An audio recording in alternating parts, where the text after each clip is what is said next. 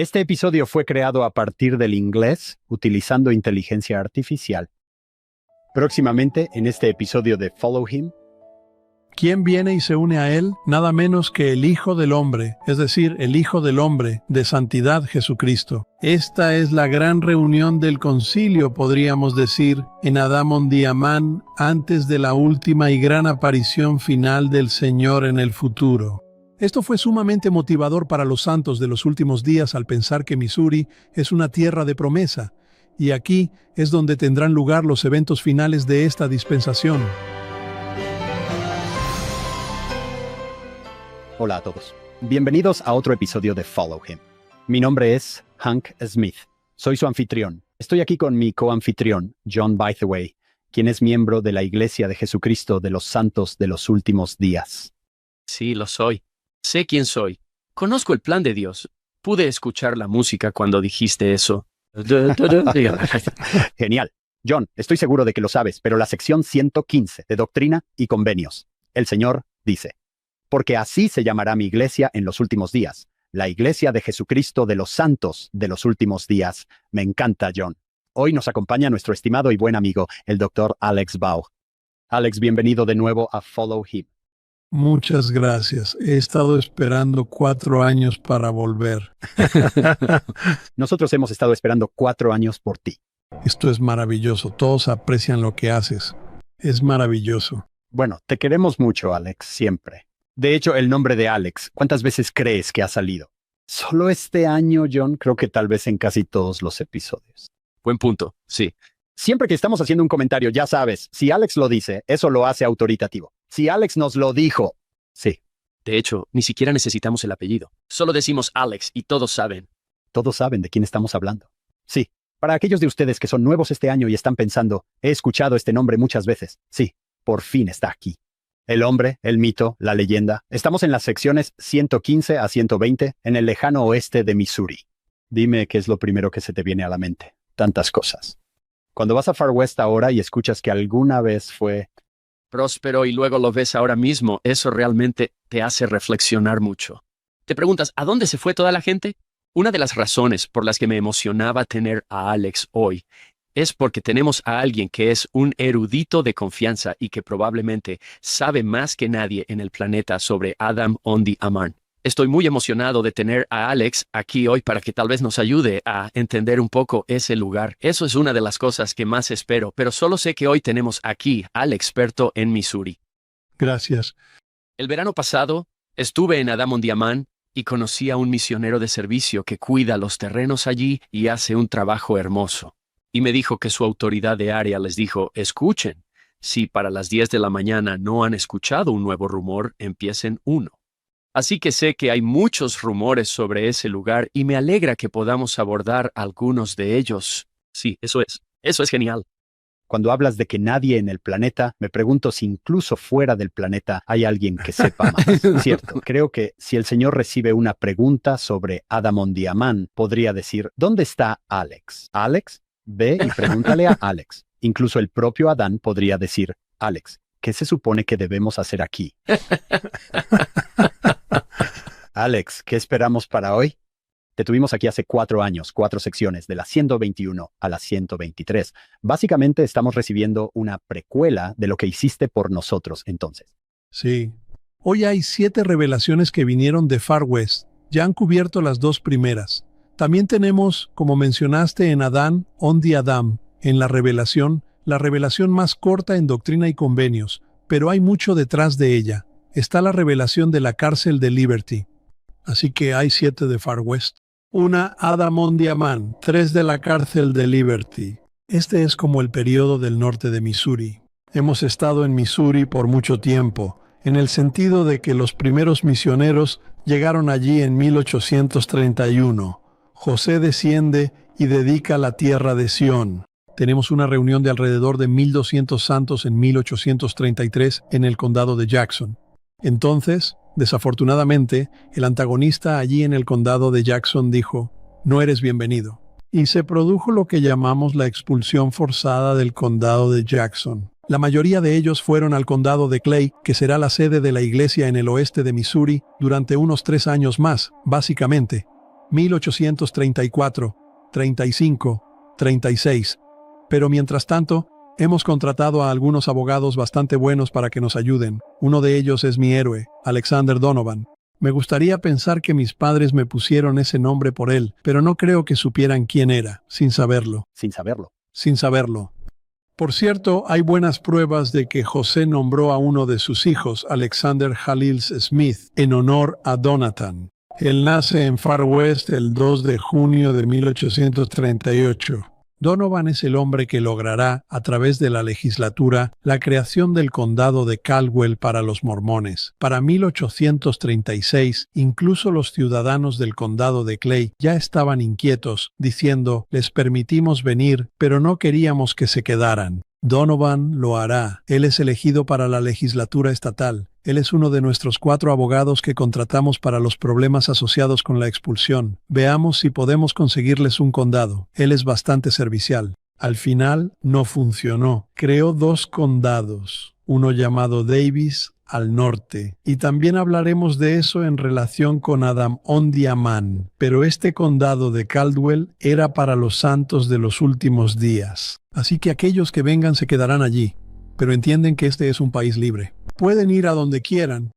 Algunos de los santos de los últimos días van a ir al condado de Davis y a otros lugares, lo que causa cierta inquietud entre los locales. Eso resultará, eventualmente, en la orden de expulsión de Boggs en 1838. Solo un breve resumen ahí. Pero mientras tanto nos centraremos en estas revelaciones de Far West.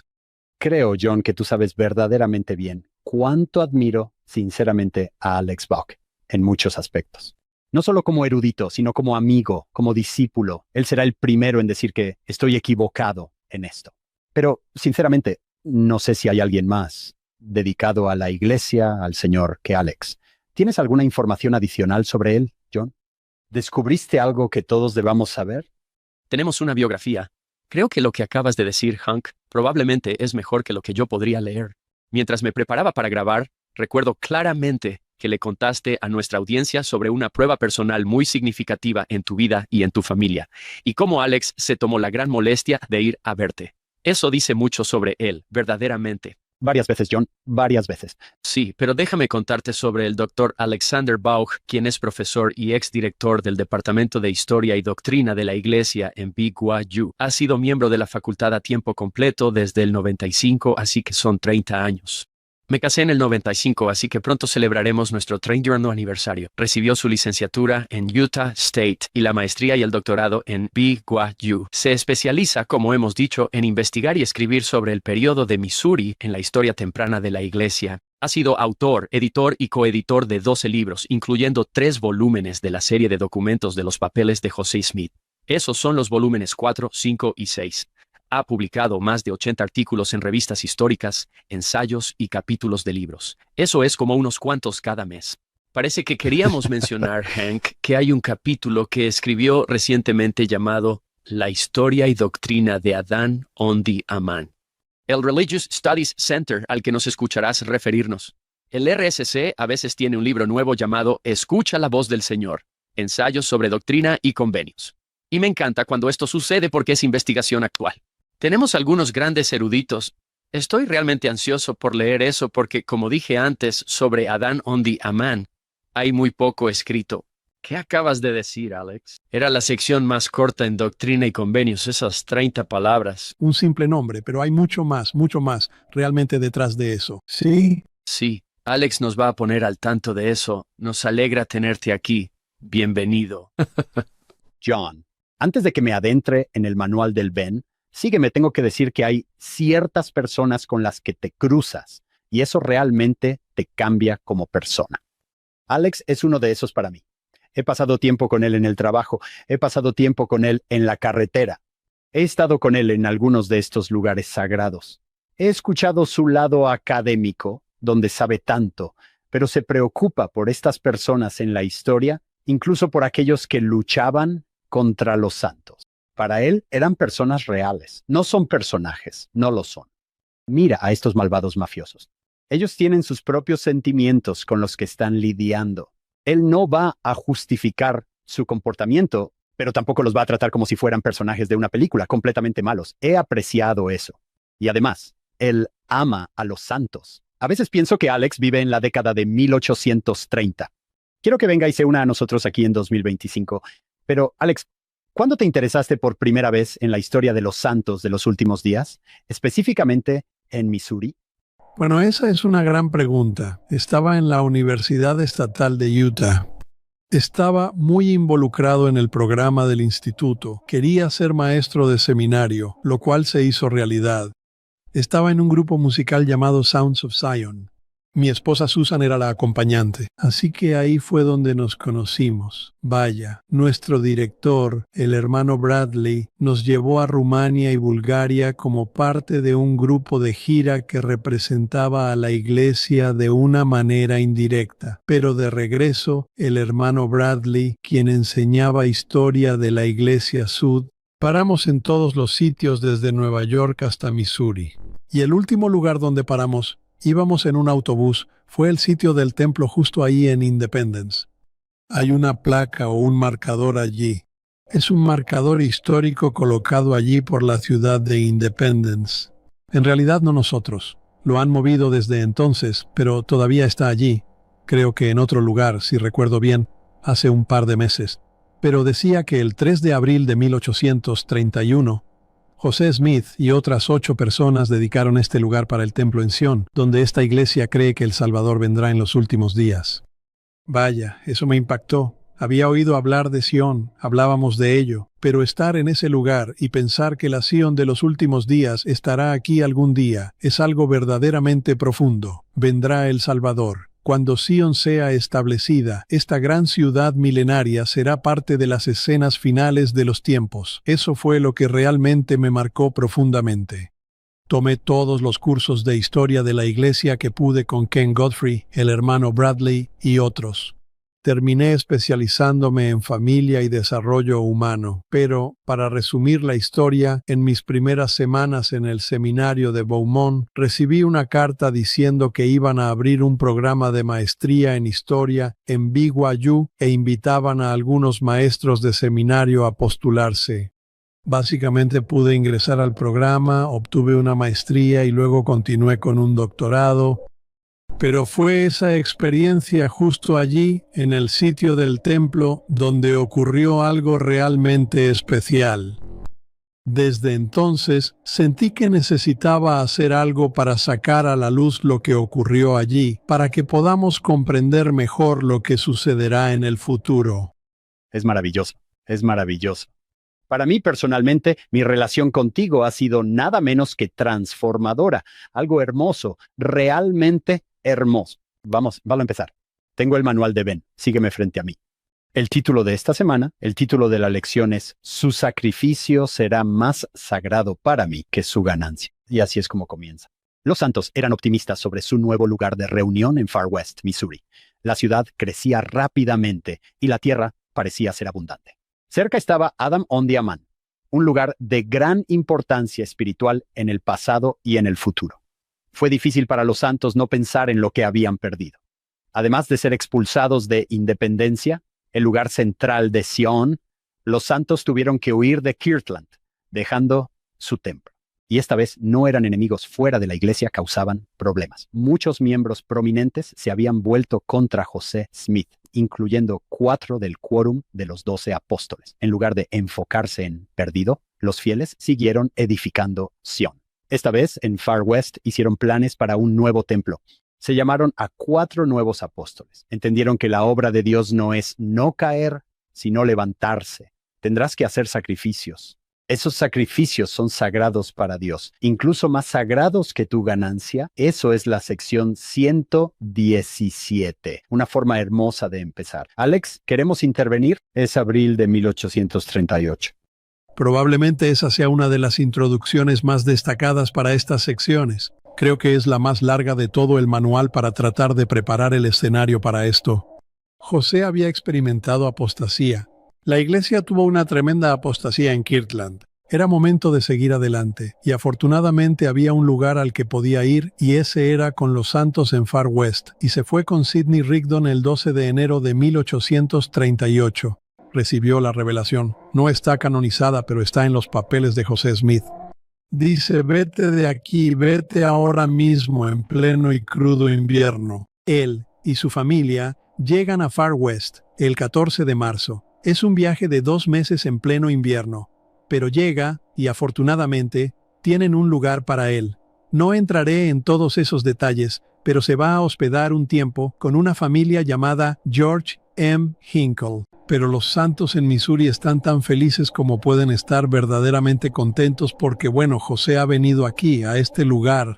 La sede de la iglesia ahora está aquí en Far West. Cuando hablamos de la importancia de Far West, tenemos que decir que fue la sede de la iglesia durante 11 meses, desde marzo de 1838 hasta febrero de 1839, cuando la evacuación básicamente terminó. Y, de nuevo, es un sitio de templo que ha sido dedicado y consagrado para un templo futuro. Aquí nace Joseph F. Smith, el hijo de Hyrum.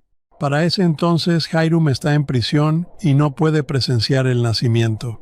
Pero el pequeño Joseph F. será llevado a la cárcel de Liberty. Es un lugar realmente importante en la historia de la iglesia porque, al menos, había un sitio donde José y la iglesia podían reunirse, pero pocos sabían ellos que los vientos de la tormenta iban a golpear aún más fuerte.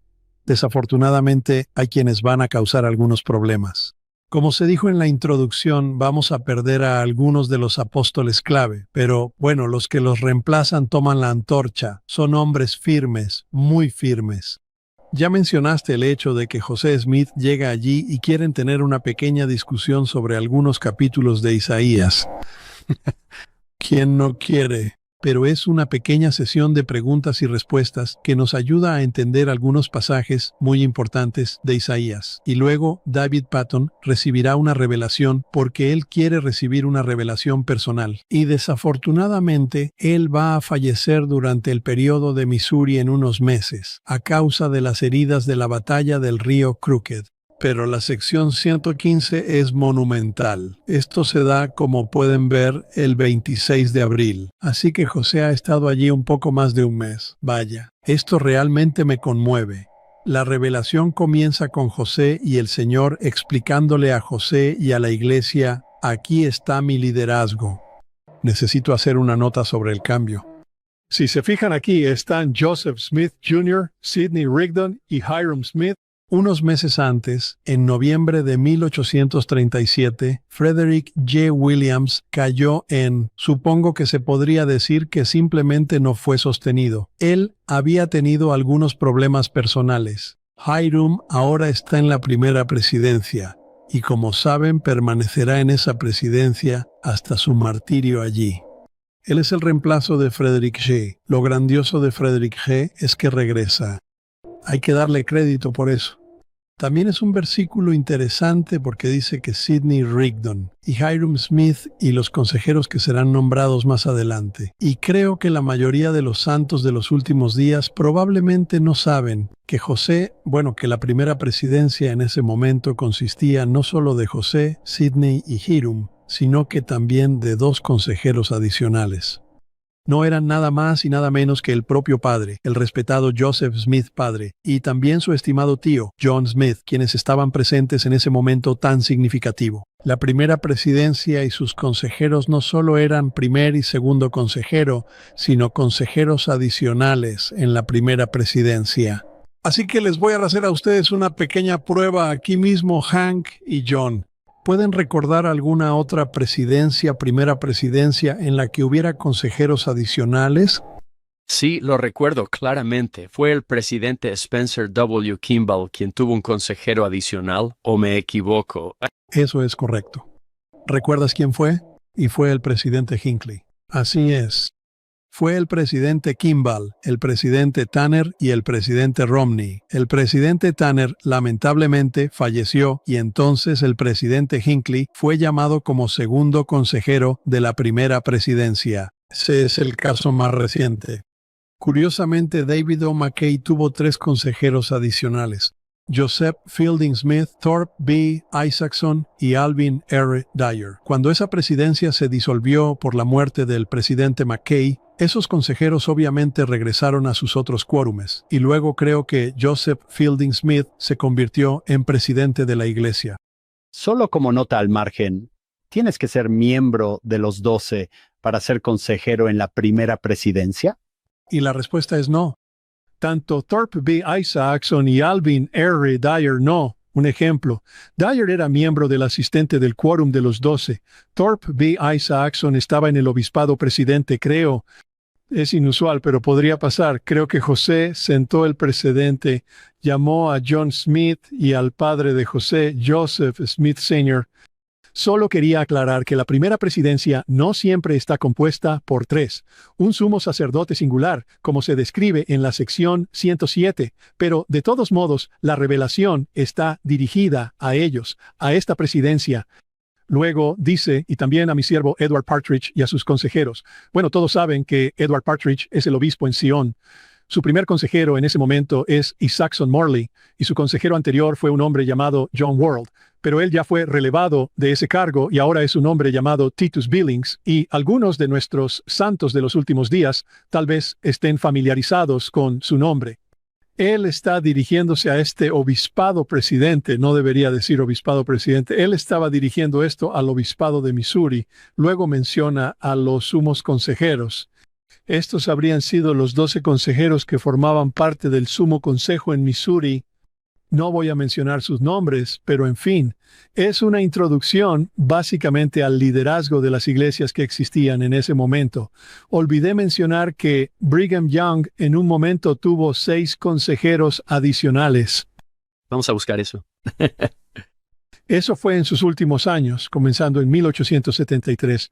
Albert Carrington fue uno de ellos. El punto, nuevamente, que intento señalar es que podría haber un momento en que se llamen consejeros adicionales fuera del primer y segundo consejero allí. Mencionaste a Alvin R. Dyer. David O. McKay le encantaba Alvin R. Dyer, y una de las razones fue que él fue presidente de la misión de los estados centrales de Missouri, allí en Missouri desde 1954 a 1958. Se enamoró de la historia temprana de los Sud y escribió un libro llamado El fuego del refinador. Esta es una de las razones por las que David O. McKay le encantaba. Llevó a David O. McKay para ver Far West y Adam on the Aman. Tenemos que hacer algo aquí. Y aquí es donde todo llega a su cúspide ahí. Él los lleva de regreso allí. Y después de eso deciden realmente desarrollar la propiedad del templo de Far West. Así que lo que tenemos hoy es gracias a Alvin R. Dyer. Alex, versículos 1 al 3, una pregunta rápida. Aquí ahora tienes la primera presidencia, como la llamaríamos, un obispado. Y luego tienes básicamente un sumo consejo de estaca. Me di cuenta de que no hay una presidencia de estaca. ¿Es eso algo que tenemos en este momento o no ha sucedido? Gran pregunta en realidad. No hablé de esto, pero lo que termina sucediendo es que perdemos la presidencia de la iglesia en Missouri. Estos son David Whitmer, John Whitmer y W. W. Phelps. Esos son los 2 consejeros. Todos ellos fueron excomulgados.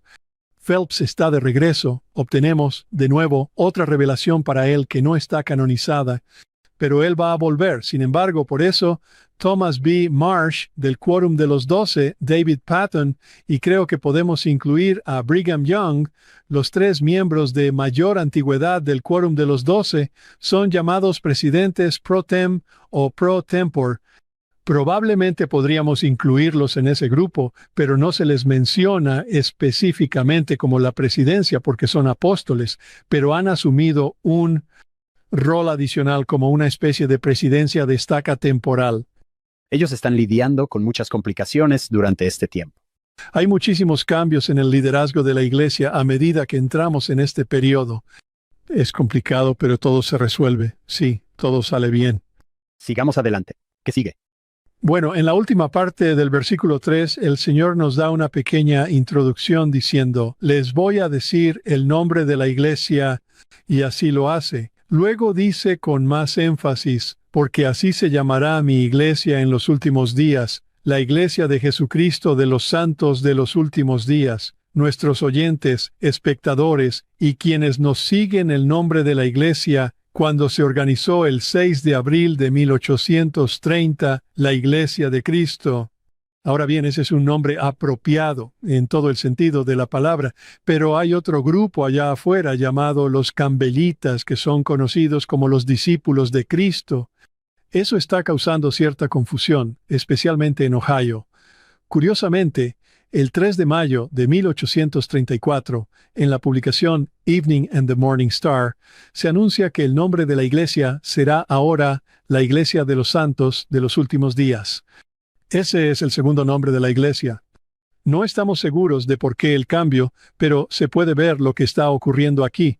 Tenemos la Iglesia de Cristo, luego modifican el nombre lo suficiente como para decir, bueno, nos estamos distinguiendo al llamarnos la Iglesia de los Santos de los Últimos Días.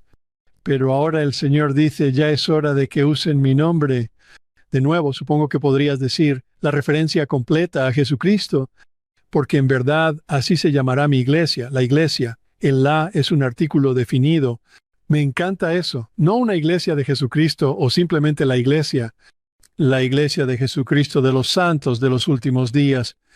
Eso para mí es muy significativo. Estoy tan agradecido por el presidente Nelson y por su reconocimiento de que necesitamos asumir plenamente el nombre. Siempre hemos estado orgullosos de nuestra herencia mormona, y casi siento que uso ese término en vano al decirlo, pero tenemos que cambiarlo. Creo que necesitamos hablar de eso solo por un minuto. El presidente Nelson fue sostenido el 14 de enero de 2018. Esto fue 7 meses después. Convoca una rueda de prensa y enfatiza la importancia de usar el nombre correcto de la iglesia y aclaró el asunto 2 días después, el 18 de agosto, durante una visita a Montreal, Canadá, diciendo que era una corrección de rumbo, no un cambio de nombre. El nombre siempre ha estado ahí, es una corrección de rumbo, en el sentido de que vamos a usar el nombre autorizado, el más importante, y ese es el nombre de la iglesia, tal como fue dado por revelación. No es sorprendente que el 7 de octubre de 2018, durante la transmisión del domingo por la mañana, él explicara por qué era importante que usáramos el nombre correcto. Me gustaría leer eso. Él dijo, así que esto está empezando a captar de nuevo la atención de todos. Y ahora nos va a decir las cosas como son, y lo hace de manera maravillosa. Hice esto porque el Señor me hizo sentir la importancia del nombre que Él decretó para su iglesia, la iglesia de Jesucristo de los santos de los últimos días. El nombre de la iglesia no es negociable. Cuando el Salvador declara claramente cuál debe ser el nombre de su iglesia, e incluso precede su declaración con «Así se llamará mi iglesia», Él lo dice en serio, y si permitimos que se usen apodos, o los adoptamos, o incluso los promovemos nosotros mismos, Él se ofende. ¿Qué hay en un nombre o en este caso en un apodo? Cuando se trata de los apodos de la iglesia, como Iglesia Sud, la Iglesia Mormona o la Iglesia de los Santos de los últimos días, lo más importante en esos nombres es la ausencia del nombre del Salvador. Quitar el nombre del Señor de la Iglesia del Señor es una gran victoria para Satanás. Cuando descartamos el nombre del Salvador, estamos sutilmente dejando de lado todo lo que Jesucristo hizo por nosotros, incluso su expiación. No puede ser más claro que eso. ¿Qué sucede? Cambiamos el logotipo. El nombre del coro del tabernáculo se cambia para reflejar nuevamente lo que realmente es, y eso es un coro que está en la plaza del tabernáculo. No es un coro mormón. Creo que este es uno de los momentos más electrizantes en nuestra historia reciente de la Iglesia. Incluso se actualizó la página web de la Iglesia a iglesiadejesucristo.org. Esta es una contribución magnífica del presidente de la Iglesia cuando ve que necesitamos volver a identificarnos como se supone que debemos ser identificados. Y ha marcado una gran diferencia. En este mundo de Internet y en todos los aspectos de nuestra vida, incluso le pidieron a la prensa, por favor, usen el nombre completo de la iglesia. Sean respetuosos. Este es nuestro nombre. Eso fue algo que sacudió la tierra. Una parte importante de esto es ver que el presidente Nelson no estaba diciendo, miren, todo lo que hemos hecho antes de esto, el presidente Monson, el presidente Hinckley, fue algún tipo de error. Él dice, me doy cuenta, con profundo pesar, de que nosotros, incluyéndome a mí, hemos consentido sin querer que la iglesia restaurada del Señor sea llamada por otros nombres. Lo hicimos sin saberlo. No fue algo intencional, fue una corrección de rumbo. Me gusta cómo lo expresó. Ahora, no podemos retroceder y decir que el sendero de Nauvoo a Salt Lake es el sendero de los pioneros de los santos de los últimos días. Nos identificamos a nosotros mismos, debido a nuestra afiliación religiosa con el Libro de Mormón, como mormones. La gente nos conocía por ese nombre, pero es momento de un cambio. El énfasis, como digo, el pasado es el pasado. Así fue como sucedió, pero ahora podemos marcar la diferencia usando el nombre correcto. Incluso en mis escritos, tengo que usar el nombre mormón cuando hablamos de algunos de los problemas porque, históricamente, así se nos refería. Si puedo evitarlo, siempre usaré el nombre correcto de la iglesia allí. Pertenezco a la Asociación de Historia Mormona. Bueno, todavía tienen que usar ese nombre. Ojalá pudieran tener uno mejor, pero así es como a veces tenemos que referirnos a ello, pero no a la iglesia, ¿sí? También doy crédito a Mormón, sí. Vaya, si tuviéramos que tener un apodo por alguien. Pero creo que él también nos señalaría a Cristo. Es un trabalenguas decir el nombre completo de la iglesia. Es uno de los nombres más largos de cualquier iglesia que se me ocurra, pero me encanta el sentido de pertenencia que implica. Es la iglesia de Jesucristo. Pero entonces es su iglesia, pero también es mi iglesia de los santos de los últimos días. Me encanta esa idea. Es suya, es mía, es nuestra. Creo que es hermoso. Por supuesto, tenemos el Libro de Mormón, la iglesia primitiva después de que Cristo llevó su evangelio a los nefitas. Será mi iglesia, únicamente si es que se le llama en mi nombre. Tenemos justificación en las Escrituras para siempre llamarla por su nombre. Ha sido un cambio maravilloso. La mentalidad ya está bien arraigada ahora en los santos de los últimos días. Donde sea que puedas, usa el nombre. Hank, hace unas semanas contamos la historia de Gladys Knight, quien estaba cantando en Disney World, y alguien dijo que había notado una nueva luz en ella. Ella dio una respuesta muy general, y luego le preguntaron de nuevo, y Gladys Knight anunció en Disney World: me he convertido en miembro de la Iglesia de Jesucristo de los Santos de los Últimos Días. Cuando pienso, me encanta que ella usara el nombre completo de la Iglesia.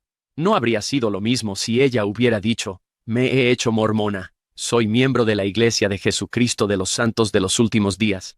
Me encanta. Gracias, hermana Knight. En esta situación veo a un maestro muy misericordioso en el Señor.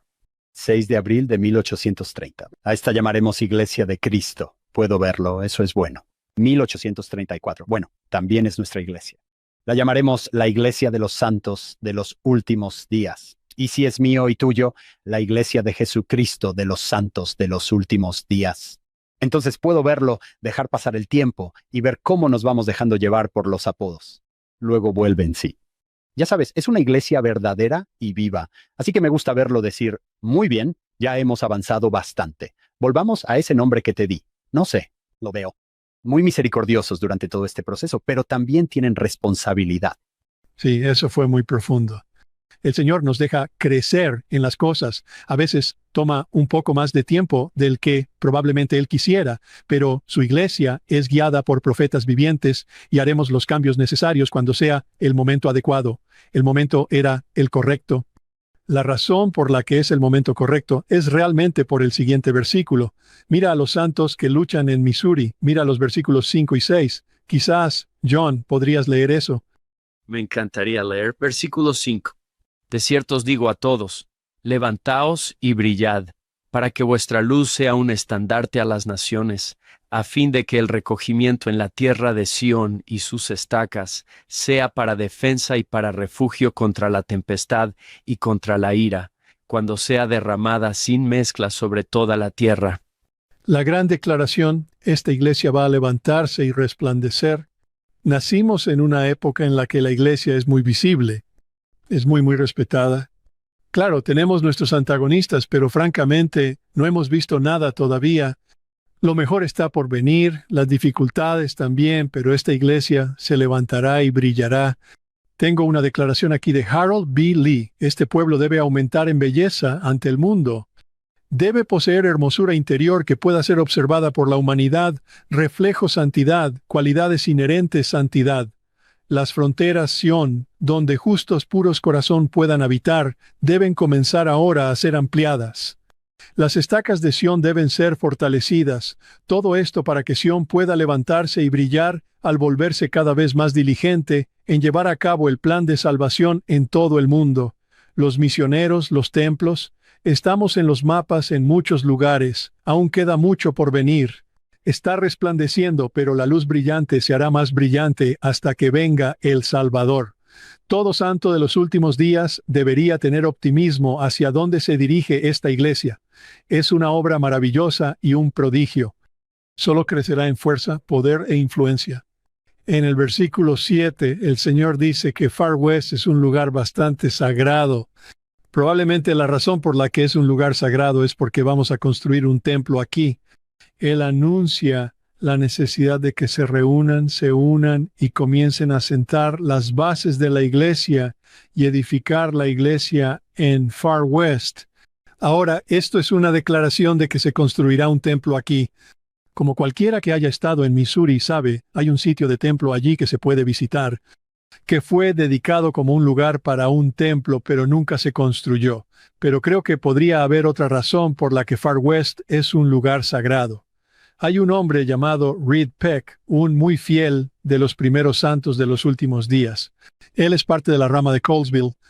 Él llega al condado de Jackson, él es fiel, es empujado junto con el resto de los santos al condado de Clay, llega a Far West. Después de la orden de expulsión, decide regresar a Nueva York. Ha sido golpeado. Escribe una carta a sus amigos en el este, describe algunas de las cosas por las que ha pasado, y es triste que decida dejar la iglesia, pero en parte de su carta habla sobre estos lugares sagrados, Adamon Diamán y otros. Pero luego dice que Far West fue el lugar donde Caín mató a su hermano Abel. Ahora bien, es solo un relato. Como historiador, uno tiene que decir, es solo una persona, no hay ninguna otra evidencia que lo corrobore. Pero ¿de dónde sacó esa información? Creo que podemos decir con seguridad que de José Smith. Pero no hay mucha otra evidencia al respecto. Pero si ese es el caso, que Adamon Diahman es donde vivió Adán, y que los santos mataron a Abel en Far West, tal vez por eso está diciendo que la sangre del primer mártir fue derramada justo aquí, donde ustedes se han asentado. Ahora bien, eso es sumamente especulativo, lo admito, pero forma parte del registro histórico que en algún lugar él aprendió eso, y tengo que pensar que tal vez José Smith lo enseñaba, pero no necesariamente captó mucha atención. Vaya, eso está genial. Ese versículo 5, levántate y resplandece porque ha venido tu luz, fue un tema para los jóvenes. Hay tantas cosas que me encantan de eso. Tu luz. Recuerdo haberlo leído y pensar, espera un momento, yo pensaba que Jesús es la luz del mundo, pero luego el propio Jesús viene y dice, vosotros sois la luz del mundo. Y yo creo que este es uno de los pocos apodos que se me ocurren que podemos compartir con el Salvador, lo cual es un pensamiento maravilloso. Y luego en tercer Nefi, es el 18 Hank y Alex, donde él dice, yo soy la luz que debéis levantar. Nuestra luz es su luz, algo así. Pero lo que quería compartir con ustedes, que creo que es un versículo tan paralelo, está en Isaías. Escuchen lo parecido que suena este versículo. Versículo 5 del 115, esto es Isaías 60, versículos 1 y 2. Levántate, resplandece, porque ha venido tu luz, y la gloria de Jehová ha nacido sobre ti. Porque he aquí, tinieblas cubrirán la tierra y oscuridad profunda a los pueblos, pero el Señor se levantará sobre ti y su gloria será vista sobre ti. Los gentiles vendrán a tu luz y los reyes al resplandor de tu nacimiento. ¿No es impresionante? Parece la misma idea. Está anotado en la nota al pie. Pensé en Gladys Knight. La gente veía una luz en ella.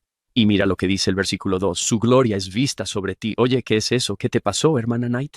Tenía que mencionar eso. Ese versículo de Isaías suena verdaderamente como la misma idea. Eso es genial. Te muestra que José tuvo que estar inspirado y que tal vez se encontró con eso en algún momento, tal vez durante su traducción o en otra situación, lo cual es realmente bueno. Alex, he estado contigo, creo que 2 veces en mi vida, en el lejano oeste de Missouri, una tierra santa y consagrada, como dice en el versículo 7.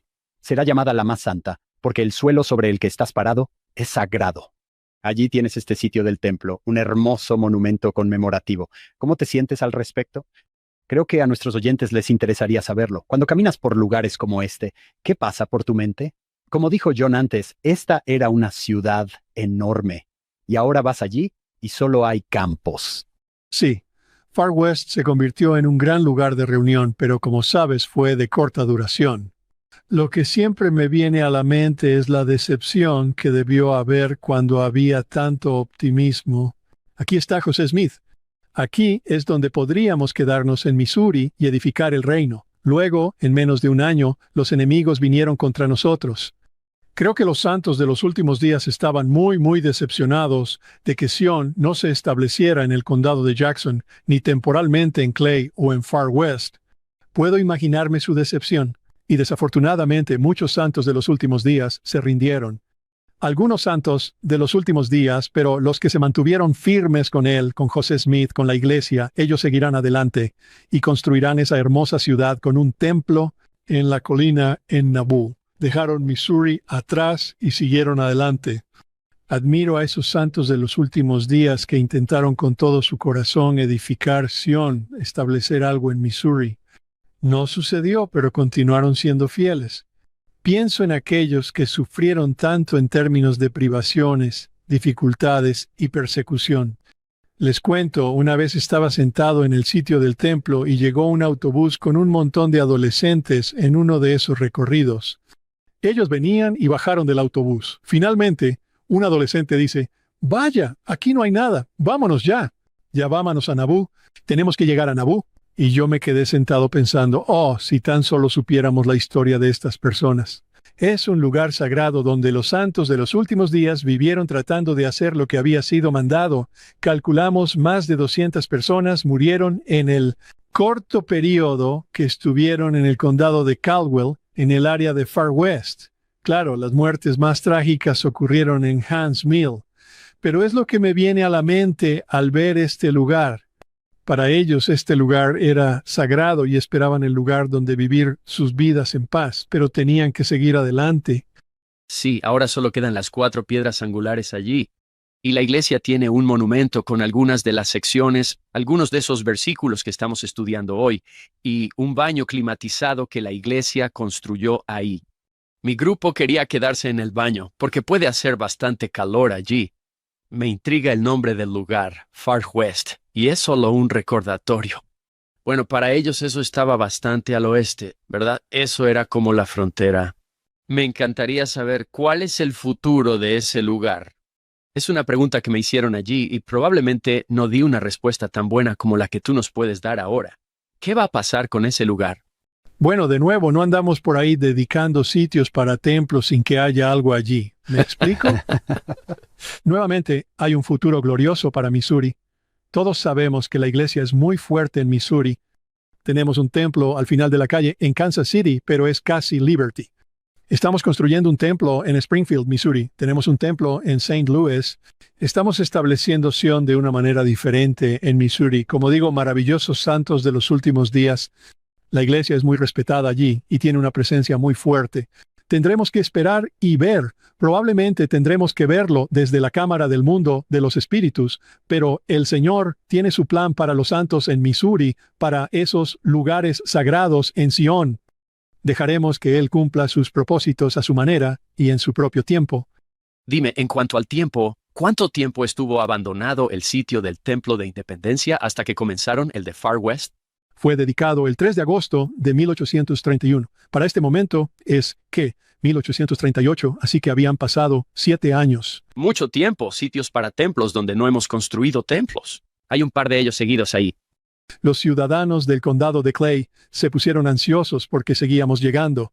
Había 1,500, 300 más de los que teníamos en el condado de Jackson, y dijeron, no planeábamos que se quedaran para siempre, pero veamos si podemos encontrarles un lugar. Y Donovan dice, está bien, creo que puedo ayudarlos. Y sí lo hace. Cuando es elegido para la legislatura, en realidad crea 2 nuevos condados políticos. Uno es el condado de Daniel, del que vamos a hablar, pero también Caldwell. De nuevo, la expectativa era que ellos tenían derecho a estar aquí. Veamos si al menos podemos darles su propio territorio. Él lo hace y crea este condado, y ellos inmediatamente comienzan a mudarse allí. Para finales de 1836, el condado se crea el 26 de diciembre de 1836, pero la mayoría de los santos ya había dejado el condado de Clay, tenían sus cosechas y otras cosas, tenían que sobrevivir, así que se mudan en invierno. Cuando llega la primavera, el 7 de abril, celebrando otro año de la iglesia, los líderes de la iglesia en Missouri toman una decisión. Vamos a construir un templo. Ellos piensan, bueno, ¿por qué no? Necesitamos un lugar para adorar. Puedo decirte que habría sido un templo muy parecido al de Kirtland. Dicen, formemos un comité y organicemos un comité para supervisar la construcción de un templo. Bueno, ¿qué mejor momento para hacerlo que en julio? Deciden realmente hacer una ceremonia de colocación de la primera piedra. Y José no sabe esto. No, y dicen, seguimos adelante. Y bueno, hagámoslo. Sí, lo hicieron prematuramente, pero tengo ese relato. Phelps decide escribirle a José Smith y decirle, bueno, por cierto, vamos a construir un templo. Y aquí está ese relato, es muy interesante. El lunes 3 de julio de 1837 fue un día grande y glorioso en Far West. Más de 1500 santos se reunieron en este lugar y a las 8:30 de la mañana, después de la oración, cantos y un discurso, procedieron a hacer la ceremonia de inauguración para la casa del Señor. El día estaba hermoso, el Espíritu del Señor estaba con nosotros. Escuchen esto. Una excavación para este gran edificio, de 110 pies de largo por 80 pies de ancho, estaba casi terminada. Había alguien allí que no era miembro de la iglesia y dijo, no podía creerlo usando rastrillos, palas y picos en un solo día. Quiero decir, no tenían retroexcavadoras ni nada así, pero ahora tengo que decir que la tierra es muy maleable. Es tierra profunda y rica, sin piedras. Son 10, 12 pies de tierra fértil y profunda, pero el punto es que ellos decían, esto es algo bueno. Creo que estamos haciendo lo correcto. José no los condena en absoluto ni dice nada. Ahora él sí sale rápidamente para una breve visita en noviembre de 1837. Él dice, tal vez deberíamos esperar con esto hasta que recibamos una revelación sobre el tema. Esa es esta revelación. Así que regresa, y para cuando llega de vuelta, es cuando casi de inmediato se da la vuelta y regresa a Far West. Ese va a ser su traslado permanente. Así es, porque Kirtland ya no es. José no está molesto por eso. Supongo que estaba complacido con su ambición de tener algo allí. Esta es la revelación que confirma que esto está bien. De hecho, él dice, por lo tanto, te mando que me edifiques una casa. Esta es la orden formal.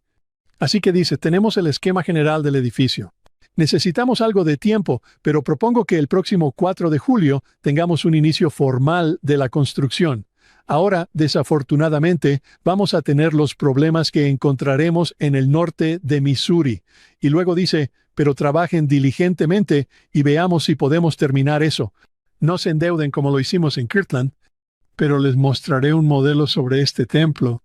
Pero John Wycliffe Rigdon, hijo de Sidney Rigdon, dijo que este edificio debía seguir un patrón muy similar al del templo de Kirtland, con 2 auditorios, un salón superior, un salón inferior y así sucesivamente. Básicamente estaban planeando una estructura adicional muy parecida al templo de Kirtland.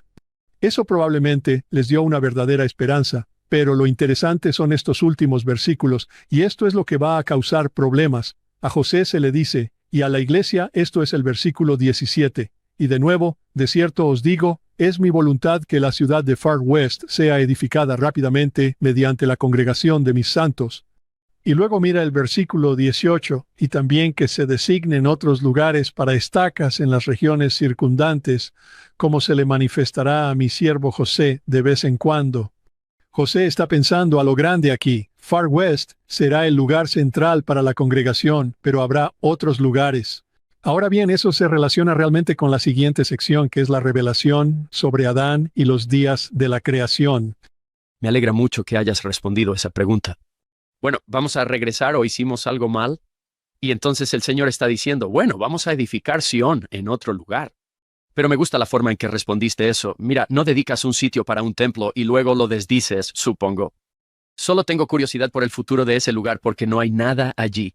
Ahora mismo hay una iglesia de la Comunidad de Cristo al otro lado de la calle. Así es. Es una zona montañosa. Los autobuses se pierden mucho ahí. Sí, Si alguna vez estás allí con Alex, él te contará sobre la dedicación del monumento y cómo José F. Smith parecía como si hubiera desayunado un burrito bastante malo. ¿Tú recuerdas eso todavía? Se ve gruñón. Fue el 3 de agosto de 1968. Había un montón de apóstoles allí. Sí, no estaba nada contento.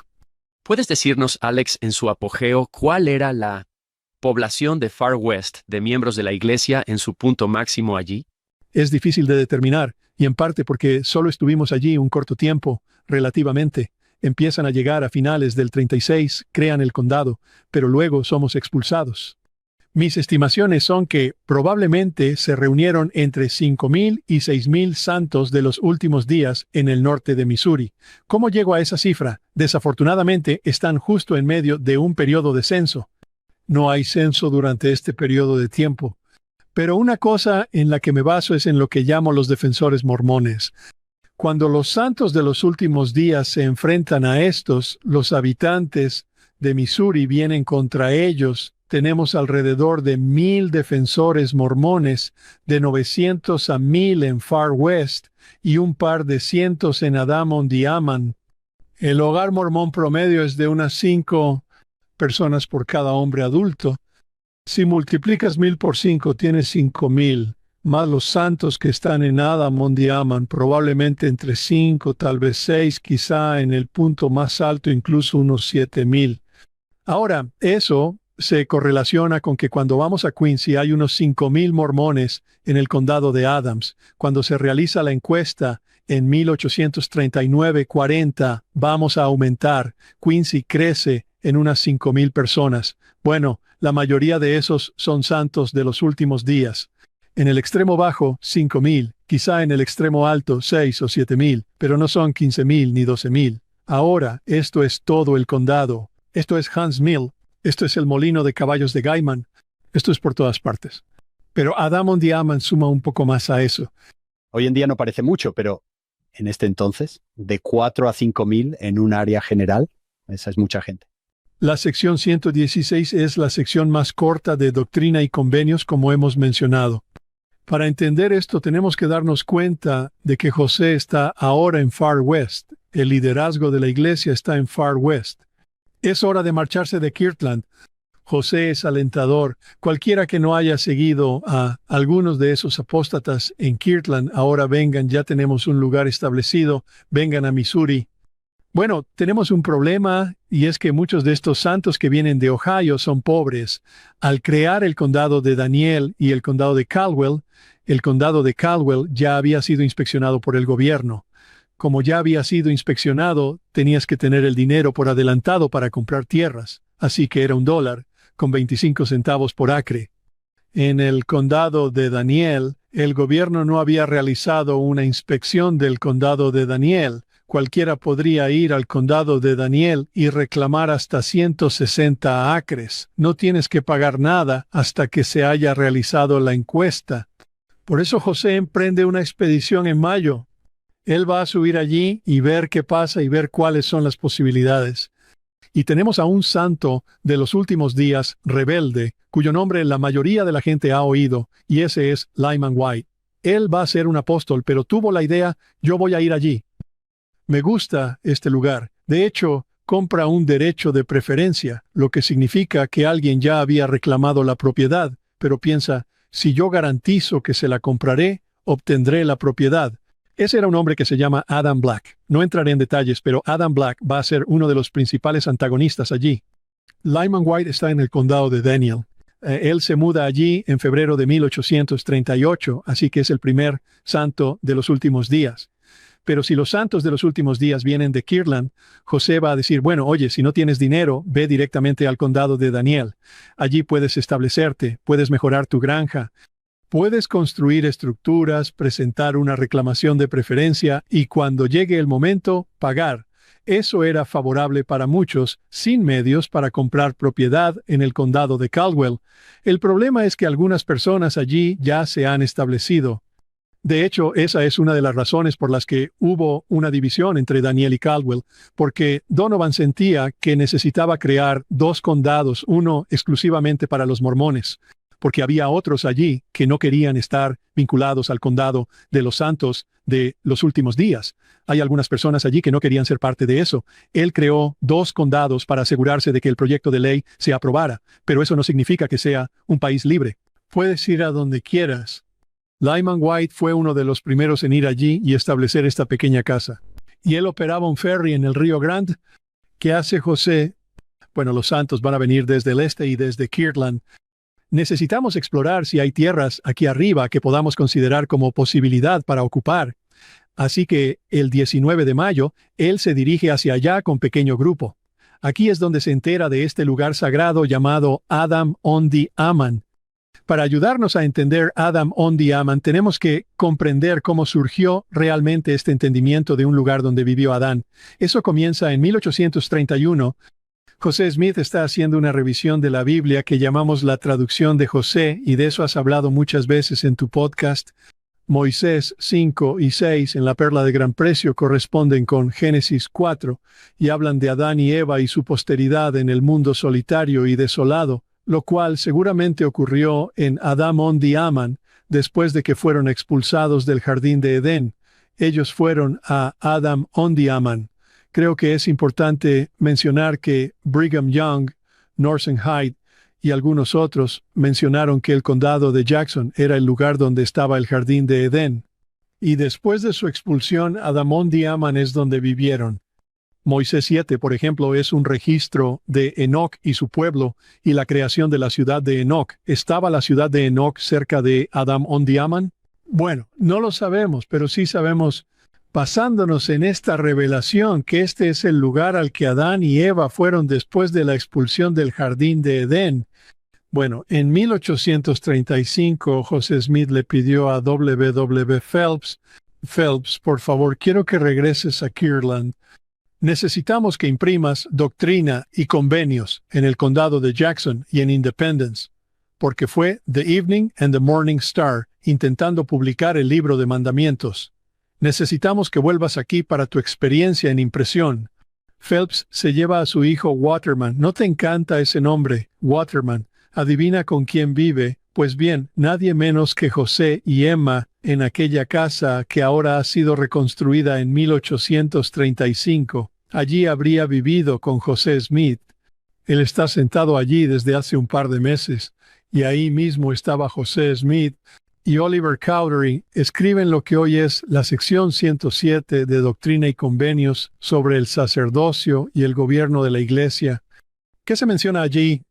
La sección 107 es este esquema del antiguo gobierno del sacerdocio, los patriarcas y todo eso. Es una sección fantástica sobre el sacerdocio. Luego leemos ahora en la sección 107, versículos 53 al 57. Uno de ustedes lea eso, por favor.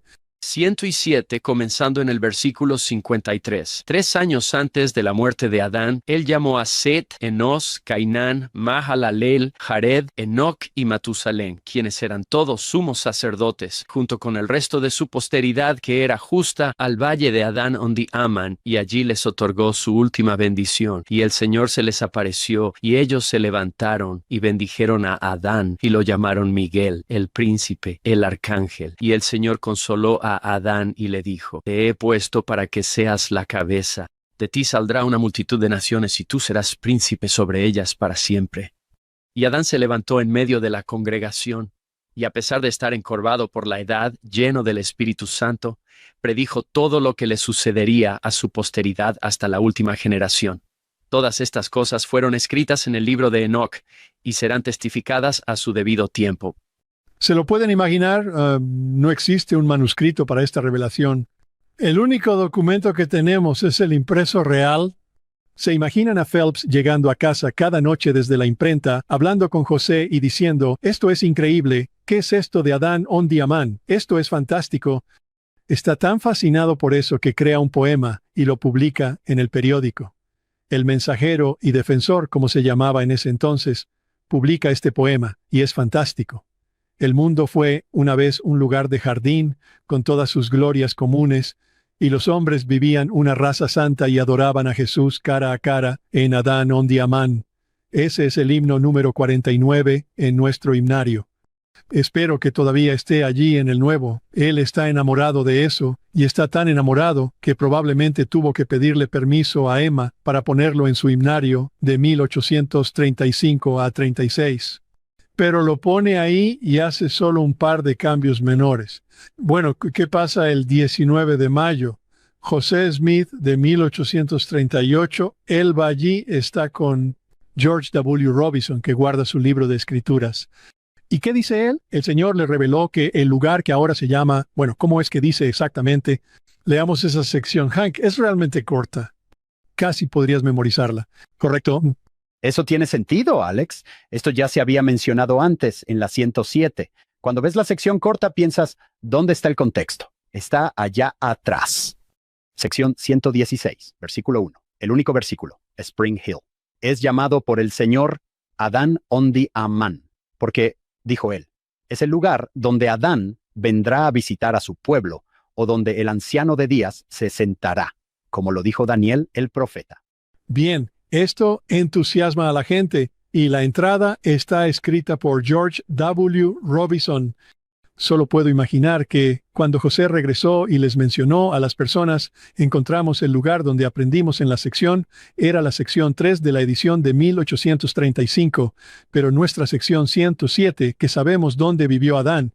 Vaya, eso entusiasma a la gente.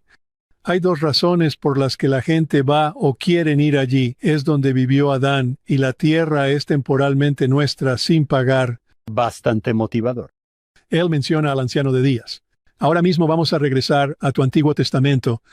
No sé si quizás hablaron de esto en el capítulo 7 de Daniel, pero aquí están los versículos 9 al 10 y 13 al 14. Fíjense de nuevo, la frase clave aquí es, ¿quién es el anciano de días? Sabemos claramente por la revelación de José Smith que es Adán. Muchos eruditos bíblicos se preguntan, ¿quién es el anciano de días? Los santos de los últimos días lo saben por esta revelación, pero sigan adelante.